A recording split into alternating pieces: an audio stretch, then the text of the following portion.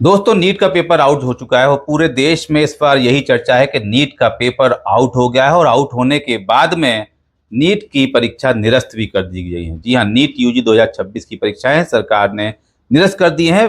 Paper अब छात्रों को दोबारा देना पड़ेगा। आप लोगों को सूचित किया जाता है कि आप लोग बैरिकेड के अंदर रहें, क्योंकि आप लोगों की परमिशन नहीं है।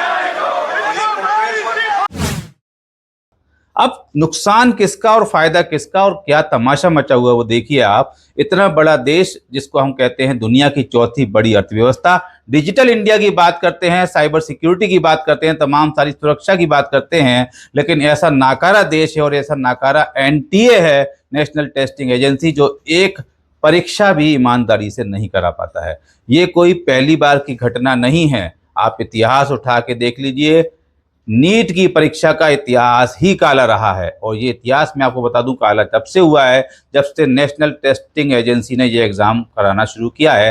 हालांकि उससे पहले भी खबरें होती थी, लेकिन अब तो हालात बदतर हो चुके हैं। नीट की परीक्षा का पेपर किस तरह आउट हो सकता है, कितने चौंकाने वाली बात है। एनटीए हमेशा दावे करता है कि उनका फुल प्रूफ सिस्टम है, पूरे पेपर डिजाइन होने का, पब्लिश होने का, प्रिंट होने का, सर्कुलेट होने का, और ये सब है, तो फिर पेपर आउट कैसे हो जाता है। आपको मैं बता दूं कि 3 मई को नीट का पेपर होता है और नीट का पेपर परीक्षा से पहले ही कई छात्रों के पास पहुंच चुका था और हूबहू वही पेपर, जी हां, वही प्रश्न, और जो अभी मिलान किया है, जो पेपर आउट पेपर लीक मिला है, उसको जब मिलान किया गया है तो अभी तक 120 प्रश्न हूबहू वही मिले हैं जो वास्तव के नीट के पेपर में आए थे। और अभी और भी जांच आगे चल रही है, लेकिन इतना सारा पेपर इस तरह से आउट हो जाना कहीं ना कहीं सिस्टम की बड़ी खामी बताता है। और ये कितना बड़ा नेक्सस है, क्योंकि मेडिकल में एडमिशन का ऐसा पागलपन है जिसको लेके क्या क्या गड़बड़ झाला चल रहा है। और उसमें सबसे पहले लोगों का टारगेट रहता है जो ऐसे लोग हैं जो डॉक्टर बनने का सपना देख रखा है, मेहनत करना नहीं चाहते हैं, अपने बच्चों को जबरदस्ती डॉक्टर बनाना है। उनका पहला टारगेट होता है कि कैसे भी पेपर आउट करा लें, पेपर आउट करा के रटा लें और अपने बच्चों को जबरदस्ती डॉक्टर बना दें। ये आप देखिए हर साल की घटना है। कितना भयावह दृश्य था जब नीट में 720 में से 720 नंबर 67 छात्रों के आए थे। ऐसा कभी हो सकता है क्या? बिल्कुल बियॉन्ड द इमेजिनेशन घटना हुई थी, लेकिन उसके बाद भी सिस्टम नहीं सुधरा। वहां पर आप देखिए उस साल भी पूरे की पूरी गड़बड़ झाला को ढकने की कोशिश की, उसको छुपाने की कोशिश की, मेन आरोपियों तक पहुंचने की कोशिश उस समय भी नहीं की गई। और अभी भी देखिए जो है पेपर आउट कर दिया गया है, लेकिन जो पकड़ी जाएंगी वो छोटी छोटी मछलियां पकड़ी जाएंगी, बड़े मगरमच्छ तक सीबीआई भी नहीं पहुंचेगी। मैं आपको अभी ही दावे के साथ कह सकता हूं। अब मैं आपको बता दूं कि इस तरीके से जो नीट की परीक्षा लेट होने वाली है और दोबारा से पेपर होगा, उसमें नुकसान किसका होगा? मैं आपको फिर से बता देता हूं कि नुकसान होगा उन्हीं छात्रों का जो मेहनत कर रहे हैं, जो गरीब परिवार से आते हैं। गरीब परिवार से शहर में रहकर पढ़ने वाला छात्र परीक्षा देके गांव वापस लौट चुका है। क्या 2 महीने बाद फिर वह परीक्षा देने शहर आएगा? उसके लिए ये एक छोटा सा खर्चा ही कितना बड़ा वजन होगा, आप अंदाजा नहीं लगा सकते।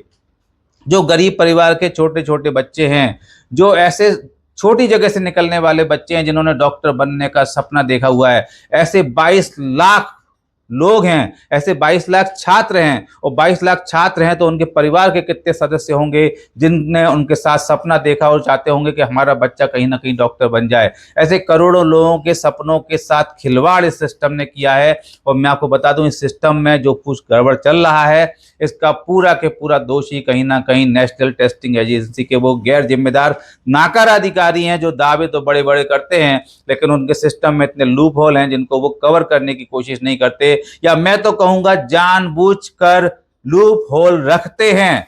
जी हां, फिर से बोलता हूं, जानबूझकर लूप होल रखते हैं जिससे कि उसका फायदा उठाया जा सके। उसका फायदा कौन कौन उठाता है ये हम पहले भी देख चुके हैं कि जब जब पेपर लीक हुए हैं तो कई बड़े बड़े लोगों के नाम आए हैं।